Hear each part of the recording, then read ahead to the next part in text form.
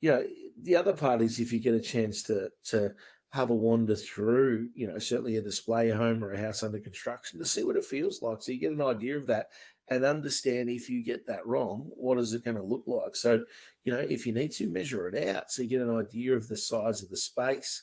I always talk about in my very early days in this industry, and I was living in one side of Melbourne. I drove all the way to Hillsville to meet a customer early on a Saturday morning at about 8:30. So I left home at 6:30 in the morning, and I got to Hillsville to show them this house. And the people had decided in the middle of their meals area to put a 2 by 2 meter study, and I couldn't believe what they'd done, and I had no idea until I arrived that that's what they'd actually done, Colin.